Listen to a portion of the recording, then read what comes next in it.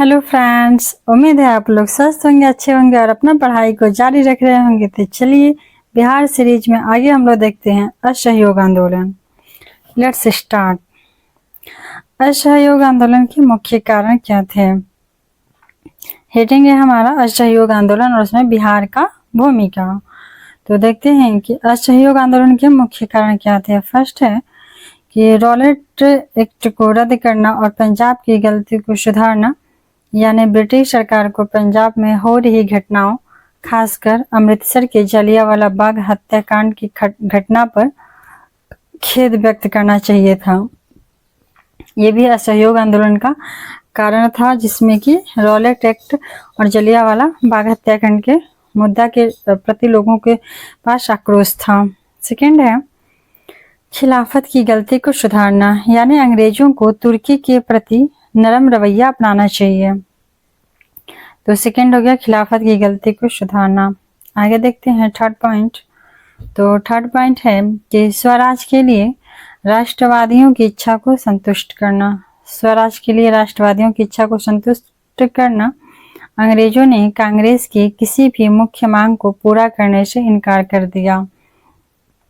Next point है कि सितंबर 1920 में कलकत्ता में कांग्रेस का एक विशेष सत्र हुआ और इस बात पर सहमति हुई कि जब तक अंग्रेज उनकी मांगों को पूरा नहीं कर लेते हैं तब तक वे असहयोग आंदोलन शुरू करेंगे। दिसंबर 1920 में आयोजित नागपुर सत्र में इस निर्णय का समर्थन किया गया। इसलिए कांग्रेस ने महात्मा गांधी के नेतृत्व में जनवरी 1921 में असहयोग आंदोलन शुरू किया और बिहार ने इस आंदोलन में सक्रिय रूप से भाग लिया था। तो ये कब हुआ था ये इम्पोर्टेंट है कि दिसंबर 1920 में नागपुर सत्र में इसका घोषणा हो गया था और फाइनल 1921 से स्टार्ट हो गया था। ये बिहार ने भी इस आंदोलन में महत्वपूर्ण इम्पोर्टेंट भूमिका निभाई थी। आगे है कि सितंबर 1920 में आयोजित कांग्रेस के विशेष अधिवेशन से पहले बिहार प्रांतीय सम्मेलन ने 28 अगस्त 1920 को एक प्रस्ताव पारित किया, जिसमें महात्मा गांधी के अहिंसक असहयोग आंदोलन का समर्थन किया गया और इसकी घोषणा उन्होंने 1 अगस्त को कर दी थी। आगे देख लेते हैं कि बिहार में इस आंदोलन से जुड़े प्रमुख नेता थे, जिनमें थे मजहरुल हक, राजेंद्र प्रसाद, ब्रजकिशोर प्रसाद और मोहम्मद शफी। मजहरुल हक, राजेंद्र प्रसाद, ब्रजकिशोर प्रसाद और मोहम्मद शफी। नेक्स्ट पॉइंट है कि इस सम्मेलन की अध्यक्षता डॉक्टर राजेंद्र प्रसाद ने की थी और गांधी जी ने दिसंबर 1920 में पटना का दौरा किया था। राजेंद्र प्रसाद ने इस सम्मेलन का अध्यक्षता किया और गांधी जी ने दिसंबर 1920 में पटना का दौरा किया था। नेक्स्ट पॉइंट देखते हैं कि असहयोग आंदोलन के दौरान प्रसिद्ध साहित्यकार राहुल संकृत्यायन छपरा में सक्रिय थे। राहुल संकृत्यायन कहाँ सक्रिय थे? तो छपरा में सक्रिय थे। नेक्स्ट है मजहरुल हक ने खैरू मियाँ द्वारा दान की गई भूमि पर पटना के दीघा में सदाकत आश्रम की स्थापना किया, जिसमें यहाँ के छात्रों द्वारा चरखा बनाने का काम शुरू हुआ था। कहने का इसका मतलब ये है कि मजहरुल हक खैरू मियाँ के द्वारा एक भूमि थी जो दान में दे दी गई थी और वो कहाँ पे है? तो पटना के दीघा घाट के आसपास है। तो वहाँ पे सदाकत आश्रम की स्थापना किया गया था, किसके द्वारा? तो मजहरुल हक के द्वारा। और वहाँ पे क्या होता था? सदाकत आश्रम का उद्देश्य क्या था? तो छात्रों को चरखा बनाया जाता था। नेक्स्ट है आगे देखते हैं कि उन्होंने एक राष्ट्रीय महाविद्यालय और बिहार विद्यापीठ की आधारशिला भी रखी। इन दोनों संस्थाओं ने बाद में युवा राष्ट्रीय कार्यकर्ताओं को प्रशिक्षित करने में महत्वपूर्ण भूमिका निभाई। नेक्स्ट है कि इस आंदोलन का एक महत्वपूर्ण लाभ मौलाना अब्दुल बारी का राष्ट्रीय कार्यकर्ता के रूप में शामिल होना था और इस आंदोलन के तहत क्या हुआ? मौलाना अब्दुल बारी भी राष्ट्रीय कार्यकर्ता के रूप में शामिल हुए थे। नेक्स्ट पॉइंट है कि भारत के अन्य स्थानों की तरह बिहार में भी आंदोलन में 5 प्रसिद्ध बहिष्कारों की विशेषताएं थी और वो 5 बहिष्कार कौन थे, कौन कौन से थे? तो देखते हैं। पहला था चुनाव और विधानमंडल का बहिष्कार। चुनाव और विधानमंडल का बहिष्कार। नेक्स्ट है न्यायालयों का बहिष्कार। थर्ड है विद्यालयों का बहिष्कार। आगे है शराब और नशीली दवाओं का बहिष्कार और विदेशी कपड़ों का बहिष्कार। तो प्रमुखतः 5 चीजों का बहिष्कार किया जाता था। क्या क्या? तो चुनाव, विधानमंडल, न्यायालय, विद्यालय, शराब और विदेशी कपड़ा। आगे देखते हैं कि इसी समय बिहार में रचनात्मक कार्य भी चल रहे थे, जैसे कि खादी का उत्पादन, पंचायतों की स्थापना, स्वराज कोष का संग्रह, अस्पृश्यता निवारण, जो कि हमारे समाज की बहुत बड़ी कुरीति है, और कांग्रेस संगठन को मजबूत करना। इन सभी क्षेत्रों में बिहार के लोगों ने भरपूर योगदान दिया। खादी का उत्पादन, पंचायतों की स्थापना, स्वराज कोष का संग्रह, अस्पृश्यता निवारण और कांग्रेस संगठन को मजबूत करना, इन सभी क्षेत्रों में बिहार के लोगों ने भरपूर योगदान दिया। आगे देख लेते हैं कि बिहार में असहयोग आंदोलन की कुछ महत्वपूर्ण विशेषताएं थीं। इनमें था मुंगेर और भागलपुर में घाटों और पंडों की बंदोबस्ती के लिए नीलामी का बहिष्कार। जो मुंगेर और भागलपुर में घाट और पौंड जो तालाब वालाब होते हैं ना, उनका बंदोबस्ती के लिए नीलामी किया गया था, जिसका लोगों ने क्या सहयोग के तहत बहिष्कार किया। पटना में सरकारी प्रेस का बहिष्कार किया गया। गिरिडीह जो वर्तमान में झारखंड में है, वहां पे रेलवे कोलरियों में हड़ताल हुआ। और मार्च अप्रैल 1921 में पुलिस हड़ताल भी हुआ, जो पटना, पूर्णिया, मुंगेर और चंपारण तक फैल गई। ये इम्पोर्टेंट है पुलिस हड़ताल, क्योंकि पुलिस ही किसी भी शासन को चलाने के लिए बहुत महत्वपूर्ण भूमिका निभाती है। अगर वहीं हड़ताल करें तो फिर मुश्किल हो जाता है। तो पटना, पूर्णिया, मुंगेर और चंपारण तक इन जगहों पर पुलिस ने भी 1921 में हड़ताल किया था, मार्च अप्रैल के आसपास। नेक्स्ट है कि अगस्त के महीने में गांधी जी बिहार आए थे। अगस्त में गांधी जी बिहार आए और पटना में कांग्रेस कार्य समिति की बैठक हुई उनके आने के उपलक्ष्य में। नेक्स्ट है कि 16 अगस्त 1921 को अखिल भारतीय कांग्रेस कार्य समिति की बैठक पटना के सदाकत आश्रम में हुई। और सदाकत आश्रम का स्थापना कहाँ किया गया था? तो पटना के दीघा घाट में। आगे देखते हैं कि इसमें गांधी जी के अलावा मोतीलाल नेहरू, राजेंद्र प्रसाद, मौलाना मोहम्मद अली और जमुनालाल बजाज मौजूद थे। जो अखिल भारतीय कांग्रेस कार्य समिति का बैठक हुआ, उसमें मोतीलाल नेहरू, राजेंद्र प्रसाद, मौलाना मोहम्मद अली और जमुनालाल बजाज मौजूद थे। इन बैठकों में 11 प्रस्तावों को मंजूरी दी गई, और जिसमें सबसे महत्वपूर्ण प्रस्ताव था विदेशी वस्तुओं के बहिष्कार से संबंधित। तो इसमें से 11 पॉइंट में से सबसे इम्पोर्टेंट था कि विदेशी वस्तुओं का बहिष्कार करना है। नेक्स्ट है कि 27 नवंबर 1921 को बिहार में प्रांतीय कांग्रेस कमेटी ने कौमी सेवक दल की स्थापना किया था। 27 नवंबर 1921 को बिहार प्रांतीय कांग्रेस कमेटी ने कौमी सेवक दल की स्थापना की। इसका मुख्य कार्य प्रांत में शांति बनाए रखना था। इसका मुख्य कार्य क्या था? तो प्रांत में शांति बनाए रखना था। नेक्स्ट है कि चंपारण में असहयोग आंदोलन के दौरान गिरफ्तार किए गए प्रमुख नेताओं में विपिन बिहारी शर्मा, शिवधारी पांडे, गणेश प्रसाद साहू, रामदयाल साहू, रामदास प्रसाद, हरवंश सहाय और जय नारायण प्रसाद शामिल थे। चंपारण में असहयोग आंदोलन के दौरान जो नेता गिरफ्तार हुए उनमें प्रमुख कौन थे? तो विपिन बिहारी वर्मा, शिवधारी पांडे, गणेश प्रसाद साहू, रामदयाल साहू, रामदास प्रसाद, हरवंश सहाय और जय नारायण प्रसाद, इन लोगों ने शामिल थे, इनकी गिरफ्तारी हो गए थे। आगे है नेक्स्ट कि 17 नवंबर 1921 को जब प्रिंस ऑफ वेल्स बम्बई पहुंचे तो पूरे बिहार में हड़ताल हो गया था।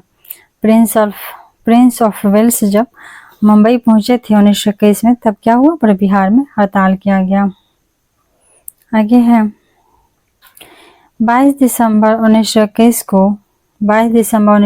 को जब प्रिंस बम्बई से फिर वापस पटना आए तो वहां पे पूर्ण बहिष्कार हुआ। मार्च 1922 में गांधी जी को गिरफ्तार कर लिया गया। मार्च 1922 में गांधी जी को गिरफ्तार कर लिया गया। बिहार में उनकी गिरफ्तारी के बाद प्रांत भर में विरोध सभाएं आयोजित की गईं। आगे है, कांग्रेस के सविनय अवज्ञा जांच समिति ने 1922 में बिहार का दौरा किया। कांग्रेस की सविनय अवज्ञा जांच समिति ने 1922 में बिहार का दौरा किया। आगे देख लेते हैं, कांग्रेस का 37वां अधिवेशन। कांग्रेस का 37वां अधिवेशन बिहार के गया में हुआ। कांग्रेस का 37वां अधिवेशन कहाँ हुआ है? तो बिहार के गया में। कांग्रेस का 37वां अधिवेशन कहाँ हुआ? तो बिहार के गया में। ये भी आई है। इस अधिवेशन में विधानमंडल के बहिष्कार को जारी रखने के साथ साथ स्वयं सेवकों के नामांकन पर अहमदाबाद कांग्रेस के प्रस्ताव को दोहराने के लिए मतदान किया गया। बिहार के साथ साथ उड़ीसा, गुजरात आदि कुछ अन्य राज्य कोई परिवर्तन नहीं, नीति का गढ़ बने रहे। मतलब उड़ीसा और गुजरात जो ये जगह थे ना राज्य, यहाँ पे कोई परिवर्तन नहीं हुआ था। नेक्स्ट है कि इस गया अधिवेशन में डॉक्टर राजेंद्र प्रसाद कांग्रेस के सचिव चुने गए और एआईसीसी का कार्यालय पटना स्थानांतरित कर दिया गया। जो गया अधिवेशन हुआ है 37वां अधिवेशन, उसमें अध्यक्ष कौन चुने गए? तो कांग्रेस के सचिव कौन चुने गए? तो राजेंद्र प्रसाद। नेक्स्ट देखते हैं कि इस आंदोलन से आदिवासी भी प्रभावित हुए। आदिवासियों के बीच एक सुधारवादी समूह ताना भगत ने गया में कांग्रेस में भाग लिया। जो ताना भगत समूह था आदिवासियों का, इन्होंने कांग्रेस में भाग लिया था गया अधिवेशन 37वां, जिसके सचिव राजेंद्र प्रसाद थे। उन्होंने कोई कर नहीं लिया और बड़े त्याग के साथ इस पर कायम रहे। आगे देखते हैं, राजेंद्र प्रसाद ने बिहार के स्वयं सेवकों के एक समूह के साथ 1923 में नागपुर में प्रसिद्ध झंडा सत्याग्रह में भाग लिया। राजेंद्र प्रसाद ने कुछ स्वयं सेवकों को साथ लेकर के 1923 में नागपुर में प्रसिद्ध झंडा सत्याग्रह में भी भाग लिए थे। तो ये हो जाता है इम्पोर्टेंट इसका कीवर्ड कि 1923 में नागपुर में क्या हुआ था? तो झंडा सत्याग्रह। 1923 में नागपुर में झंडा सत्याग्रह हुआ था। आगे है, असहयोग आंदोलन स्थगित होने के बाद बिहार ने अगले 5 वर्षों तक खाद्य उत्पादन और अन्य रचनात्मक गतिविधियों पर ध्यान केंद्रित किया। जब तक कि 1930 में सविनय अवज्ञा आंदोलन शुरू नहीं हो गया, तब तक रचनात्मक कार्य किया जा रहा था पूरे देश भर में। इस आंदोलन का सबसे व्यापक प्रभाव रहा है मुजफ्फरपुर, शाहाबाद जिलों में देखा गया। पटना इसका मुख्य केंद्र था। इसके साथ ही गया, आरा, मुंगेर, किशनगंज और पूर्णिया भी इससे प्रभावित हुए थे। ये देख लेते हैं, 1920-21 के दौरान बिहार में कुछ महत्वपूर्ण घटनाएं 20-21 के दौरान बिहार में कुछ महत्वपूर्ण घटनाएं हुई हैं, जैसे कि मासिक पत्रिका हिंदुस्तान स्टैंडर्ड का प्रकाशन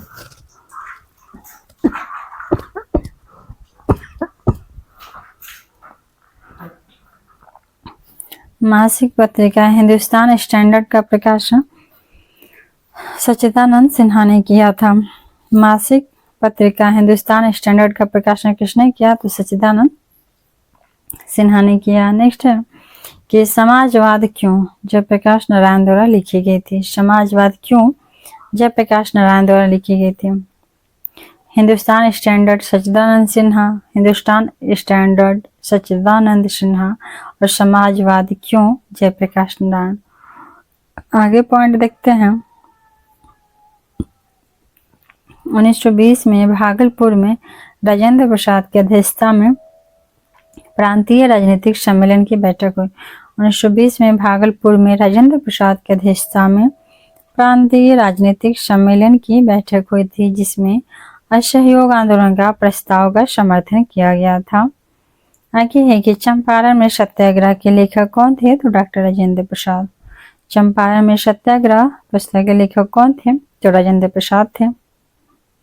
और समाजवाद क्यों के लेखक कौन है? जयप्रकाश नारायण थे। हिंदुस्तान स्टैंडर्ड के मासिक पत्रिका सच्चिदानंद सिन्हा। आगे देखते हैं इंपॉर्टेंट पॉइंट। तो राजेंद्र प्रसाद ने सहयोग आंदोलन के दौरान ही अपनी वकालत को छोड़ दिया था। नेक्स्ट है कि 1918 में मुजफ्फरपुर की ब्रिटिश सरकार ने रत्नाकर प्रेस से छपी माँ की पुकार। 1918 में मुजफ्फरपुर की ब्रिटिश सरकार ने रत्नाकर प्रेस से छपी माँ की पुकार और 12 जुलाई 1919 को प्रकाशित कविता कोनी कफन को जब्त कर लिया। अर्थात मुजफ्फरपुर में जो माँ की पुकार और कोनी कफन कविता है, इन दोनों को जब्त कर लिया गया था अंग्रेजों द्वारा। आगे देखते हैं, बिहार में राष्ट्रीय आंदोलन के दौरान 5 जनवरी 1921 को बिहार नेशनल कॉलेज की स्थापना हुई। बिहार में राष्ट्रीय आंदोलन के दौरान 5 जनवरी 1921 को बिहार नेशनल कॉलेज की स्थापना की गई, जिसका उद्घाटन 6 फरवरी 1921 को गांधी जी ने किया। और इसका उद्घाटन 1921 को किसने किया? तो गांधी जी ने।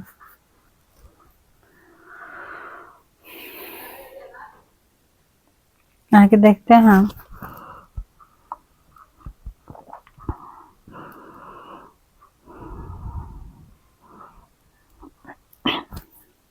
नेक्स्ट है कि डॉक्टर राजेंद्र प्रसाद को नेशनल कॉलेज का प्रमुख बनाया गया। डॉक्टर राजेंद्र प्रसाद को नेशनल कॉलेज का प्रमुख बनाया गया तथा 6 फरवरी 1921 को गांधी जी ने बिहार विद्यापीठ का उद्घाटन किया। 6 फरवरी 1921 को गांधी जी ने बिहार विद्यापीठ का उद्घाटन किया, जिसके महासचिव कौन थे? तो मजहरुल हक थे। आगे है, बिहार कौमी सेवक दल का गठन 27 नवंबर 1921 को बिहार प्रांतीय कांग्रेस कमेटी द्वारा किया गया था। बिहार कौमी सेवक दल का गठन किसके द्वारा किया गया था? तो बिहार कौमी सेवक दल का गठन 1921 में बिहार प्रांतीय कांग्रेस कमेटी द्वारा किया गया था। आगे देख लेते हैं कि मनोरंजन प्रसाद सिन्हा भोजपुरी में लिखी गई फिरंगी या लुटेरा छपरा के प्रेस में प्रकाशित हुई थी। असहयोग आंदोलन के दौरान इन दोनों पुस्तिकाओं को पूरे तिरहुत प्रमंडल में वितरित किया गया था। आगे है कि बिहारी छात्र सम्मेलन का 16वां अधिवेशन अक्टूबर 1921 में हजारीबाग में श्रीमती सरला देवी की अध्यक्षता में हुआ था। श्रीमती सरला देवी की अध्यक्षता में क्या हुआ था? तो बिहारी छात्र सम्मेलन का 16वां अधिवेशन हुआ था। कहाँ पे? तो हजारीबाग में। आगे देखते हैं, असहयोग आंदोलन के दौरान फुलवारी शरीफ में मौलाना सज्जाद द्वारा इमारत सरिया नामक संगठन का गठन किया गया। इमारत सरिया नामक संगठन का गठन किसके द्वारा किया गया? तो मौलाना सज्जाद द्वारा।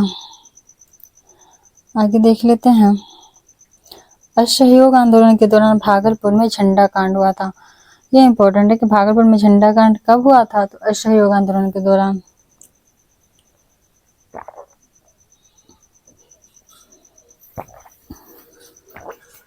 नेक्स्ट देखते हैं,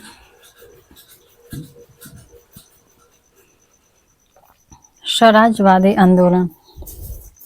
स्वराजवादी आंदोलन के बारे में कहा गया है। पहला पॉइंट है, 1922 में गया में कांग्रेस का 38वां अधिवेशन हुआ था। 1922 में गया में कांग्रेस का 38वां अधिवेशन हुआ था, जिसमें CR दास के अध्यक्ष चुना गया था। जिसमें CR दास अध्यक्ष, चित्तरंजन दास अध्यक्ष थे। कौन सा? तो 38वां अधिवेशन जो कांग्रेस के गया में हुआ था। कब हुआ था? तो 1922 में। 1922 के गया अधिवेशन में कांग्रेस के अध्यक्ष कौन थे? तो CR दास। नेक्स्ट पॉइंट है कि CR दास और मोतीलाल नेहरू परिवर्तन के पक्षधर थे। CR दास और मोतीलाल नेहरू परिवर्तन के पक्षधर थे और विधान परिषद के चुनाव में भागीदारी का समर्थन किया और विधानसभा के परिषद के चुनाव में भागीदारी का समर्थन किया। नेक्स्ट पॉइंट है, अन्य समूह जिसे परिवर्तन विरोधी के रूप में जाना जाता है, विधानमंडल के बहिष्कार को जारी रखना चाहता है। तो फिर आगे देख लेते हैं क्या है।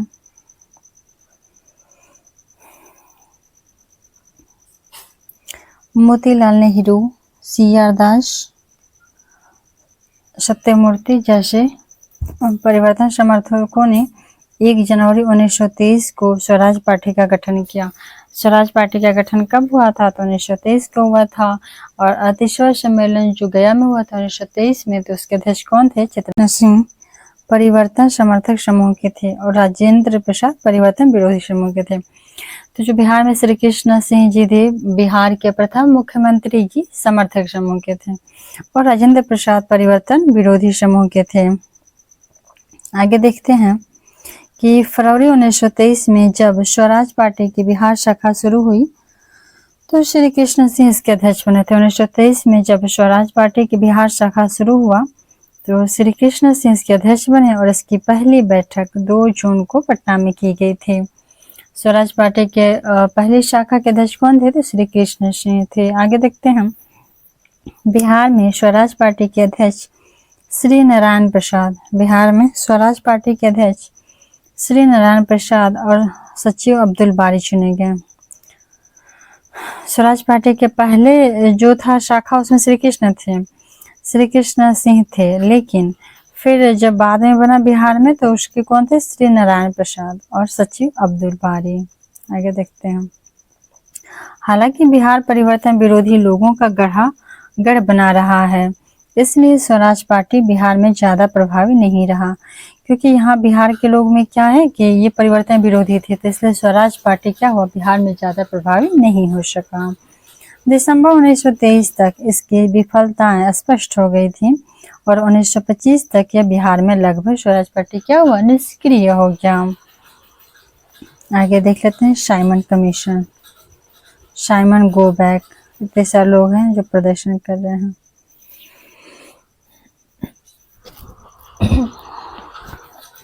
आगे देखते हैं कि अनुग्रह नारायण सिंह की अध्यक्षता में पार्टी की बैठक में साइमन कमीशन के बहिष्कार के लिए युवाओं को संगठित करने तथा साइमन कमीशन के खिलाफ प्रदर्शन आयोजित करने का निर्णय लिया गया था। आगे है कि 24 दिसंबर को पटना तथा 24 दिसंबर को रांची में जब इसके सदस्य आए तो आयोग का बहिष्कार किया गया तथा काले झंडे दिखाए गए।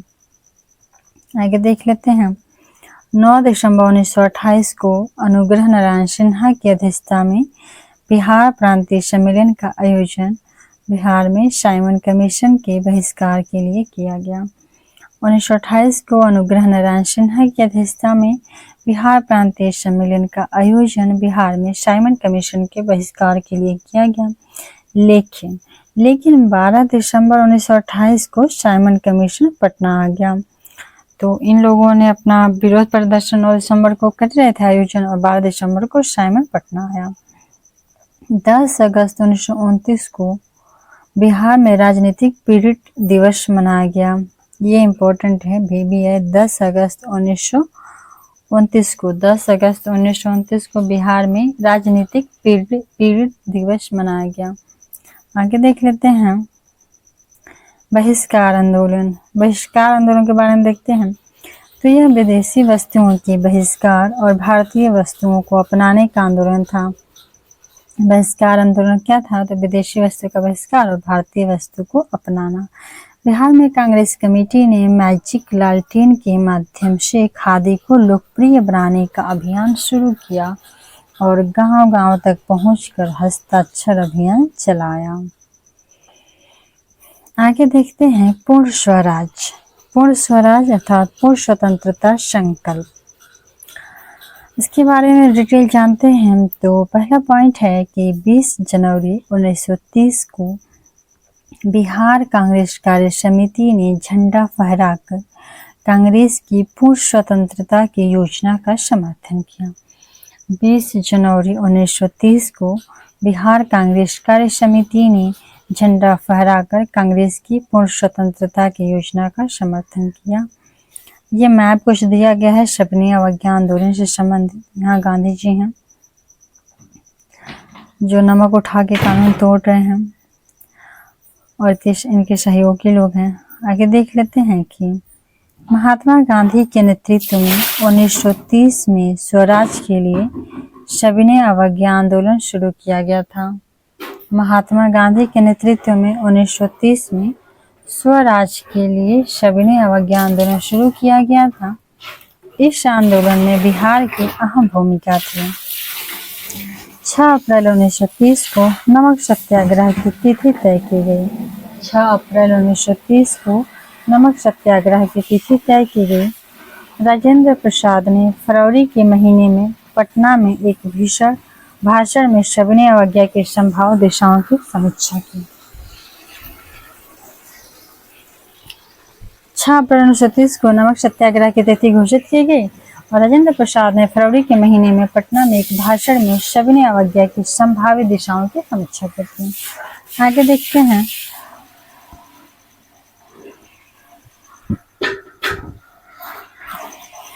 इकतीस मार्च से 3 अप्रैल तक जवाहरलाल नेहरू ने सारण, चंपारण और मुजफ्फरपुर का दौरा किया था। जवाहरलाल नेहरू ने कहाँ का दौरा किए थे? तो सारण, चंपारण और मुजफ्फरपुर। उनकी यह यात्रा बिहार के लोगों के लिए बहुत बड़ी प्रेरणा का स्रोत थी। ताकि है 16 से 21 अप्रैल तक पटना शहर ने पुलिस की ओर से की गई नंगी हिंसा के बावजूद सबसे वीरतापूर्ण उद्देश्यों में से एक देखा। लोगों ने व्यक्तिगत विचारों की परवाह किए बिना पूर्ण अहिंसा के साथ कार्रवाई में कूद पड़े। लोगों ने व्यक्तिगत विचारों की परवाह किए बिना पूर्ण अहिंसा के साथ कार्रवाई में कूद पड़े थे। आगे देखते हैं कि पटना में नमक सत्याग्रह 16 अप्रैल से 21 अप्रैल 1930 तक मनाया गया। पटना में नमक सत्याग्रह 16 अप्रैल से 21 अप्रैल 1930 तक मनाया गया। गांधी जी के दांडी मार्च से प्रेरित होकर बिहार के लोगों ने नमक बनाने के अपने अधिकार को पुनः प्राप्त करने के लिए नापाक नमक कानून को तोड़ा। जिले में नमक सत्याग्रह के आगे देखते हैं कि जिले में नमक सत्याग्रह के कुछ महत्वपूर्ण केंद्र कहाँ हैं? तो अमरा, विक्रम, दानापुर, खगौल आदि थे। शहर के विभिन्न हिस्सों में जुलूस का नेतृत्व अलग अलग नेताओं ने किया।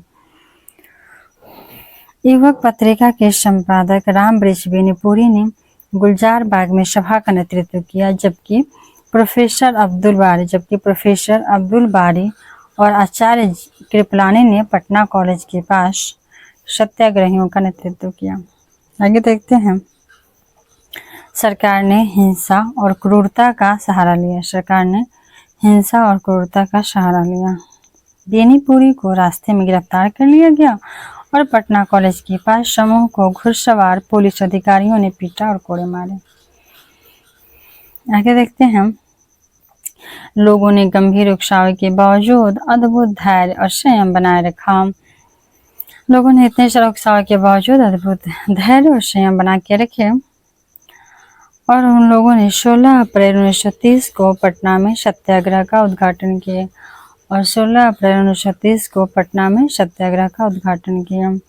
स्वयं सेवक जुलूस के रूप में नरवास पिंड की ओर बढ़े, जिसे नमक कानून के उल्लंघन के लिए नमक बनाने के लिए चुना गया था। आगे देखते हैं। स्वयं सेवकों को पुलिस ने रोक लिया। स्वयं सेवक जो लोग थे उनको पुलिस ने क्या किया? रोक लिया, लेकिन वे मौके से नहीं हटे। पुलिस ने अग्रिम मोर्चे पर स्वयं सेवकों पर निर्दयतापूर्वक अत्याचार किए। आगे देखते हैं कि अधिकांश स्वयंसेवक गंभीर रूप से घायल हो गए और प्रोफेसर अब्दुल बारी पर पुलिस ने तब क्रूर हमला किया जब वे पटना कॉलेज के सामने भीड़ को नियंत्रित करने की कोशिश कर रहे थे और उन्हें 3 घूंस से मारे गए।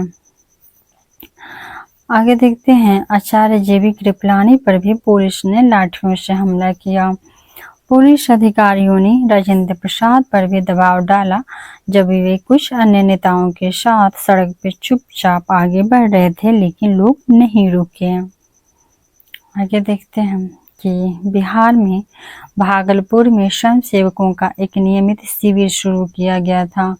भागलपुर में स्वयं सेवकों का एक नियमित शिविर शुरू किया गया था जहां वे अभ्यास करते थे और लाठी चलाने का अभ्यास करते थे। आगे देख लेते हैं सविनय अवज्ञा आंदोलन का कार्यक्रम। तो इनमें क्या क्या था सविनय अवज्ञा में? तो नमक कानून का उल्लंघन कर नहीं देने का आंदोलन, शराब, अफीम और विदेशी कपड़ों की दुकानों पर महिलाओं द्वारा धरना। शराब, अफीम और विदेशी कपड़ों की दुकान पर महिलाओं द्वारा धरना, इनके अंदर ये सब चीज़ें था जो सविनय अवज्ञा आंदोलन कार्यक्रम में शामिल किया गया। आगे देखते हैं, विदेशी वस्तुओं का बहिष्कार, सरकारी सेवाओं, न्यायालयों, शिक्षा केंद्रों और उपाधियों का बहिष्कार। आगे पॉइंट है नेक्स्ट कि सरकार ने इस शिविर को गैर कानूनी सभा घोषित करने और इसे तोड़ने का फैसला किया। पुलिस ने शिविर और स्थानीय कांग्रेस कार्यालयों को जब्त कर लिया। शिविर को ध्वस्त किए जाने के समय राजेंद्र प्रसाद, अब्दुल बारी और कई अन्य नेता बड़ी भीड़ के साथ मौजूद थे। बिहार पूर्व में काफी बड़ा आंदोलन हुआ। आगे देखते हैं कि बिहपुर थाने के 150 में से लगभग 133 चौकीदारों ने इस्तीफा दे दिया था। बिहपुर थाने के 150 में से 130 चौकीदार इस्तीफा दे दिए थे। आगे देख लेते हैं, सरकार द्वारा की गई कार्रवाई की भागलपुर के उदारवादियों ने भी निंदा किया था। सरकार द्वारा की गई कार्रवाई की भागलपुर के उदारवादियों ने भी क्या किया, निंदा किया। विधान परिषद के 5 नवनिर्वाचित सदस्यों ने विरोध में इस्तीफा दे दिया। विधान परिषद के 5 नवनिर्वाचित सदस्यों ने भी इस्तीफा दे दिया और मुंगेर जिले में नमक कानून तोड़ने की प्रथा आम हो गई और सैकड़ों लोग गिरफ्तार किए गए। श्री कृष्ण सिन्हा, नंद कुमार सिन्हा के कुशल नेतृत्व में मुंगेर जिले में कांग्रेस की गतिविधियां तेजी से बढ़ी। आगे देख लेते हैं, चौकीदारी कर न चुकाने का आंदोलन पूरे बिहार में फैल गया। चौकीदारी कर न चुकाने का आंदोलन पूरे बिहार में फैल गया और सरकार ने इसे कुचलने के लिए कई बड़े कदम उठाए। आगे देखते हैं, चौकीदारी कर न चुकाने पर हल, मवेशी, अनाज, खाना पकाने के बर्तन आदि सभी प्रकार की संपत्ति और सामान जब्त करना आम बात हो गई थी। नेक्स्ट है कि गांधी इरविन समझौते और गांधी जी के लंदन में दूसरे गोलमेज सम्मेलन में भाग लेने के कारण 5 मार्च 1931 को से 1 जनवरी 1932 के बीच असहयोग आंदोलन में मंदी आ गई। गांधी इरविन जो समझौता पत्र पर हस्ताक्षर हो गया और फिर गांधी जी ने दूसरे गोलमेज सम्मेलन में 1931 में भाग लिए, जिसकी वजह से असहयोग आंदोलन में मंदी आ गई। गांधी जी के लंदन से लौटने के बाद सविनय अवज्ञा आंदोलन को वहीं से फिर से शुरू किया गया जहां इसे छोड़ा गया था।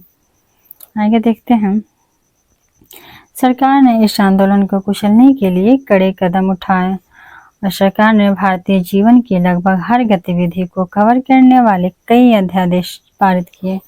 यहाँ तक कि माता पिता अभिभावकों को भी अपने बच्चों के अपराधों के लिए दंडित किया जाना था। आगे है कि मोतिहारी, शिवहर, रोसड़ा, बेगूसराय, तारापुर, मुंगेर में आदि कई जगहों पर पुलिस ने गोलीबारी का सहारा लिया। इन अत्यंत कठिन परिस्थितियों में भी 24 अप्रैल 1932 को दिल्ली में कांग्रेस का वार्षिक अधिवेशन हुआ था। 24 अप्रैल 1932 को दिल्ली में कांग्रेस का वार्षिक अधिवेशन हुआ। आगे देखते हैं, इस अधिवेशन में कांग्रेस ने स्वतंत्रता सेनानियों के सर्वोच्च बलिदान की सराहना की और जिन्होंने पुलिस सेना द्वारा अंधाधुंध गोलीबारी, लाठीचार्ज के शिकार होकर अपने प्राणों की आहुति दी। विशेष रूप से सीमांत प्रांत और बिहार के तारापुर मुंगेर में बहुत सारे लोगों ने जान गंवाए। आगे देखते हैं कि राजेंद्र प्रसाद और कई अन्य नेताओं की गिरफ्तारी, हथियारों के अप्रतिबंधित उपयोग, सरकार द्वारा कड़े अध्यादेशों की घोषणा के बावजूद आंदोलन अपने सभी रूपों में जारी रहा, जैसे विदेशी कपड़े की पिकेटिंग, शराब की बिक्री, करों का भुगतान न करना आदि, जब तक कि गांधी जी ने 1934 में कुछ परिस्थितियों में से स्थगित नहीं कर दिया। आगे देखते हैं, तब राष्ट्रीय नेताओं ने रचनात्मक गतिविधियों पर ध्यान केंद्रित करने का फैसला किया। आगे देखते हैं 15 जनवरी 1934 को बिहार में आए भूकंप में 20,000 15 जनवरी 1934 को बिहार में भूकंप आया था जिसमें 20,000 से अधिक लोग मारे गए, जिसमें भागलपुर सबसे अधिक प्रभावित हुआ। कांग्रेस की ओर से पीड़ितों के लिए राहत कार्य जोर शोर से चलाया जा रहा था। ऐसे में गांधी जी राहत कार्य देखने और पीड़ितों की मदद करने के लिए सहरसा से बेहपुर होते हुए भागलपुर पहुंचे। इसके बाद वे नारायण सिंह के घर रुके और 3 अप्रैल को भागलपुर के लाजपत पार्क में लोगों को संबोधित किया। आगे देख लेते हैं कि लाजपत पार्क में लोगों को संबोधित करते हुए गांधी जी ने लोगों से राहत कार्य में सहयोग करने और भूकंप पीड़ितों की मदद करने की अपील की। बैठक के दौरान कांग्रेस के स्वयंसेवकों ने झोली फैलाकर लोगों से अपील की सहायता राशि एकत्र करना शुरू कर दिया। इस बैठक में कई लोग ऐसे थे जो गांधी जी का ऑटोग्राफ लेना चाहते थे, लेकिन गांधी जी ने इन लोगों को 5 रुपए में अपना ऑटोग्राफ बेचने की घोषणा की। फिर भी ऑटोग्राफ लेने वालों की कतार लगी रही और इसके बाद बापू ने ऑटोग्राफ से मिले पैसे वहां भूकंप पीड़ितों की मदद के लिए सौंप दिए। आगे देखते हैं बिहार में नमक आंदोलन। बिहार में नमक आंदोलन के महत्वपूर्ण फैक्ट। तो इसके स्थानीय नेता कुछ जगहों पे कौन से लोग थे जो इसको संचालित कर रहे थे? तो चंपारण में थे विपिन बिहारी वर्मा, चंपारण में थे विपिन बिहारी वर्मा, बरेजा गिरीश तिवारी, गोरिया कोठी चंद्रिका सिंह, हाजीपुर में भरत मिश्रा, पटना में अंबिका कांत सिंह, मुंगेर श्री कृष्ण सिंह, लखीसराय नंद कुमार सिंह, दरभंगा सत्यनारायण सिंह। ये लोग इन क्षेत्रों में नमक आंदोलन को कार्यान्वित कर रहे थे। आगे देख लेते हैं किसान सभा और बिहार। बिहार में किसान सभा और यह है स्वामी सहजानंद सरस्वती जी, ऑल इंडिया किसान सभा के अध्यक्ष। आगे देखते हैं इनके बारे में। किसान सभा का गठन 1922 में मोहम्मद जुबैर और श्री कृष्ण सिंह ने मुंगेर में किया था। किसान सभा का गठन 1922 में ही कर दिया गया था। मोहम्मद जुबैर और श्री कृष्ण सिंह मिलकर मुंगेर में किए थे। बिहार प्रांतीय किसान सभा का गठन 1929 में स्वामी सहजानंद सरस्वती ने जमींदारों के कब्जे के अधिकारों के अत्याचारों के खिलाफ किसानों की शिकायतों को संगठित करने के लिए किया था। तो ये क्वेश्चन इम्पोर्टेंट है कि बिहार प्रांतीय किसान सभा का गठन स्वामी सहजानंद सरस्वती ने 1929 में किया था, जबकि सिर्फ किसान सभा बोले तो इसका गठन मोहम्मद जुबैर और श्री कृष्ण सिंह ने 1922 में किए थे। किसानों को दबाने, आगे देखते हैं, किसानों को दबाने के लिए जमींदारों ने यूनाइटेड पॉलिटिकल पार्टी का गठन किया। तो इन लोगों जमींदारों ने भी अपना एक पार्टी बनाया ताकि किसानों को दबाया जा सके। तो इनकी पार्टी का क्या नाम था? United political party. बिहार किसान सभा का गठन 1933 में हुआ और बिहार किसान प्रांतीय का 1929 में, जबकि बिहार किसान सभा का गठन कब हुआ? 1933 में। और 1936 में जब लखनऊ में अखिल भारतीय किसान सभा का गठन हुआ तो स्वामी सहजानंद सरस्वती इसके अध्यक्ष थे और एनजी रंगा सचिव बनाया गया। एनजी रंगा सचिव बने, स्वामी सहजानंद सरस्वती इसके अध्यक्ष बने। जो 1933 में बिहार किसान सभा का गठन हुआ था उसको अखिल भारतीय किसान सभा कर दिया गया 1936 में लखनऊ में। आगे देखते हैं पंडित यमुना करची और राहुल संकृत्यायन जो छपरा के आसपास एरिया में ये कार्यकर्ता थे। तो पंडित यमुना करजी और राहुल संकृत्यायन जो स्वामी सहजानंद सरस्वती के अनुयायी थे, इन्होंने भी 1940 में हिंदी साप्ताहिक हुंकार शुरू किया। तो 1940 में हिंदी साप्ताहिक हुंकार का शुरुआत इन लोगों ने मिलकर किया, जो बिहार में कृषि और किसान आंदोलन का मुखपत्र बन गया। आगे देख लेते हैं किसान आंदोलन के संगठन स्थान और उनके संस्थापक। तो प्रथम है किसान सभा। तो किसान सभा का संस्थापक लोग कौन थे? तो स्वामी विद्यानंद। स्वामी विद्यानंद ने कौन सा जगह पे किया था? तो मधुबनी, पटना, सारण, मुजफ्फरपुर, स्वामी विद्यानंद ने। आगे देख लेते हैं किसान सभा का गठन। हिल्सा में कौन किए थे? तो जगन्नाथ पाठक। अलग अलग जगह पे अलग अलग लोगों ने इसका किया था गठन। तो हिल्सा में किए थे कौन? जगन्नाथ पाठक। औपचारिक रूप से किसान सभा का गठन मुंगेर में किया गया। किसकी? तो इनके अध्यक्ष थे शाह गफूर। जो मुंगेर में औपचारिक किसान सभा का गठन किया गया, उनके अध्यक्ष थे शाह गफूर। आगे देख लेते हैं। एक्चुअली यहाँ पे उल्टा पुल्टा दे दिया, थोड़ा सा मिस्टेक कर दिया। ये किसान सभा जो औपचारिक रूप से मुंगेर में हुआ था, उनके थे मोहम्मद जुबैर और श्री कृष्ण सिंह। इन लोगों ने गठन किया था, मोहम्मद जुबैर और श्री कृष्ण सिंह ने।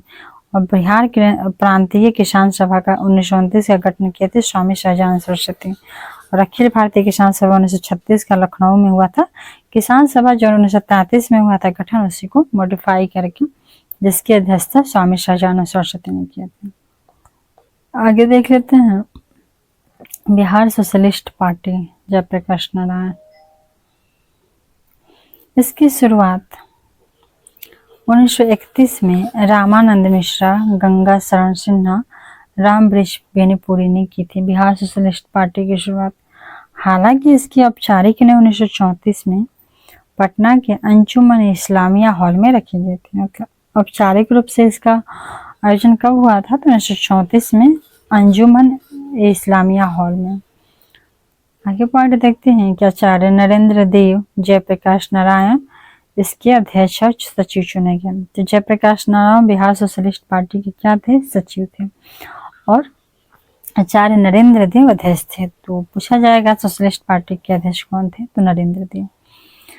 नेक्स्ट पॉइंट है कि प्रमुख सदस्यों में राम वृक्ष बेनीपुरी, अब्दुल बारी, कर्पूरी ठाकुर, बसावन सिंह, गंगा शरण सिन्हा, योगेंद्र शुक्ला शामिल थे। और इन लोगों ने कांग्रेस सोशलिस्ट पार्टी के साथ अपनी गतिविधियों का सहयोग और समन्वय किया था। आगे देख लेते हैं कि इसने किसानों और मजदूरों को संगठित करने और उनकी राजनीतिक चेतना को बढ़ाने में महत्वपूर्ण भूमिका निभाई। भारत छोड़ो आंदोलन के दौरान इसने बहुत प्रभावी भूमिका निभाई थे। ये देखते हैं पार्टी के संगठन और संस्थापक। तो बिहार समाजवादी पार्टी, इसकी स्थापना 1931 में हुआ था। इनके संस्थापक थे गंगा शरण सिंह, राम प्रसाद बेनीपुरी और रामानंद मिश्रा, बिहार समाजवादी पार्टी के। नेक्स्ट है कि जयप्रकाश नारायण जब 1934 में हुआ था गठन बिहार कांग्रेस समाजवादी पार्टी, तो कहाँ पे हुआ था औपचारिक रूप से? अंजुमन इस्लामिक हॉल में, जो पटना में है। पटना के अंजुमन इस्लामिक हॉल में औपचारिक रूप से हुआ था 1934 में। बिहार कांग्रेस समाजवादी पार्टी। और कांग्रेस समाजवादी पार्टी के अध्यक्ष थे आचार्य नरेंद्र देव और जेपी नारायण क्या थे? सचिव थे। जेपी नारायण सचिव थे, आचार्य नरेंद्र देव अध्यक्ष 1934 में हुआ था इस्लामिक हॉल पटना में। जबकि स्टार्ट किसने किया था? तो 3 लोगों ने, राम प्रसाद बेनीपुरी, रामानंद मिश्रा, गंगा शरण सिन्हा, इन तीनों ने 1931 में ही स्टार्ट किया था। आगे देख लेते हैं बिहार में पहली कांग्रेस कैबिनेट। बिहार में पहली कांग्रेस कैबिनेट। भारत सरकार अधिनियम 1935 संवैधानिक उपचारों और राज्य में प्रांतीय स्वायत्तता के साथ साथ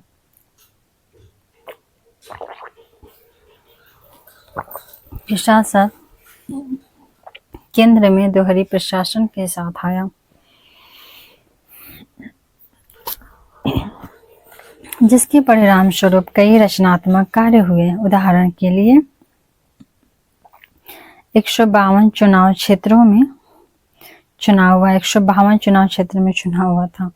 और कांग्रेस ने 107 सदस्यों के साथ चुनाव लड़ा था, जिनमें से 98 विजयी हो गए। मतलब जितना लगभग विजयी हुए, 107 में से 98 विजयी हो गए थे। और 152 क्षेत्रों में चुनाव हुआ था। आगे देख लेते हैं हम कांग्रेस को विधानसभा और विधान परिषद दोनों में बहुमत मिला, लेकिन उसने सरकार बनाने से इनकार कर दिया।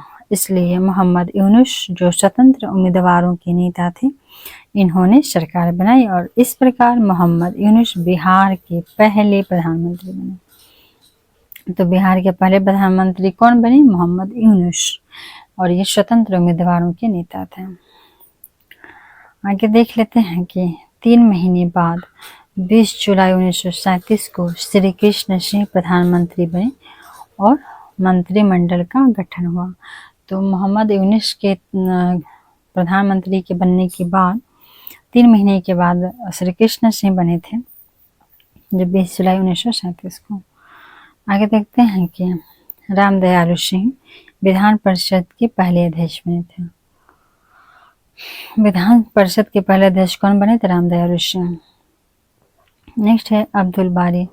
तो अब्दुल बारी बने थे क्या? विधान परिषद के पहले उपाध्यक्ष।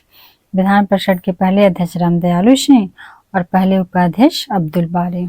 आगे देख लेते हैं, नवनिर्वाचित मंत्री ने प्रेस पत्रिकाओं पर प्रतिबंध हटाने, राजनीतिक कैदियों की रिहाई, काश्तकारी बंदोबस्त की समस्याओं को दूर करने और हरिजनों की स्थिति को ऊपर उठाने जैसे कई महत्वपूर्ण कार्य किए। इन लोगों ने सरकार में जा करके इन लोगों ने बहुत सारे लोगों के हितों में कार्य किए। श्री कृष्ण सिंह का इस्तीफा तब हुआ जब अंग्रेजों ने घोषणा की कि भारत भी द्वितीय विश्व युद्ध में भाग ले रहा है और कांग्रेस ने इस निर्णय पर नाराजगी व्यक्त की और उसी नाराजगी का हिस्सा था कि श्री कृष्ण सिंह अपने पद से इस्तीफा दे दिया। आगे देखते हैं 1937 का बिहार चुनाव। तो इसका इम्पोर्टेंट पॉइंट देखते हैं। 20 जुलाई 1937 को बिहार में श्री कृष्ण सिन्हा की अध्यक्षता में कांग्रेस मंत्रिमंडल का गठन किया गया। 20 जुलाई 1937 को बिहार में श्री कृष्ण सिन्हा की अध्यक्षता में एक मंत्रिमंडल का गठन हुआ था। इनके पहले मोहम्मद यूनुस थे, जो 3 महीने के बाद इनका फिर से हुआ था। आगे देख लेते हैं, ये है इनका फोटो है। आगे देखते हैं कि अन्य मंत्री में अनुग्रह नारायण सिन्हा, सैयद महमूद, जगलाल चौधरी थे, रामदयालु सिंह जो विधानसभा के पहले अध्यक्ष थे और प्रोफेसर अब्दुल बारी जो डिप्टी स्पीकर थे।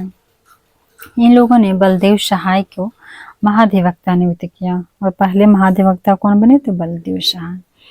श्री ब्रेट बिहार के मुख्य सचिव थे। श्री ब्रेट क्या थे? तो बिहार के मुख्य सचिव।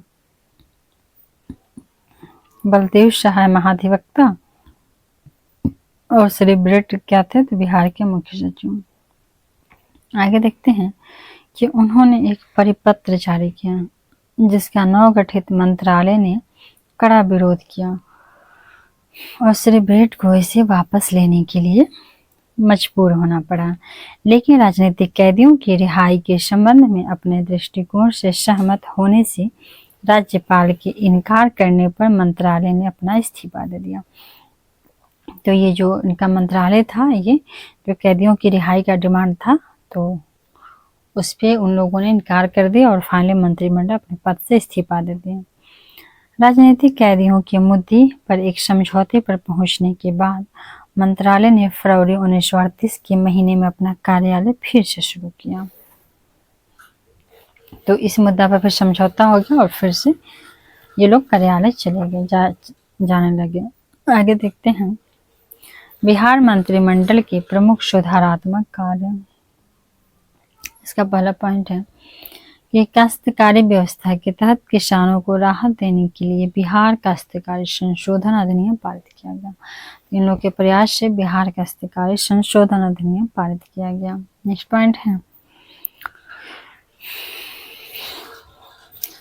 पॉइंट है कि स्वायत्त संस्थाओं को अपने भवनों पर राष्ट्रीय ध्वज फहराने की अनुमति दी गई और जो भी स्वायत्त संस्था थे उनको कहा गया कि अपने अपने भवन पर राष्ट्रीय ध्वज फहरा सकते हैं। समाचार पत्रों से जमानत मांगने की प्रथा को समाप्त किया गया तथा यूनियनों पर प्रतिबंध लगाया गया।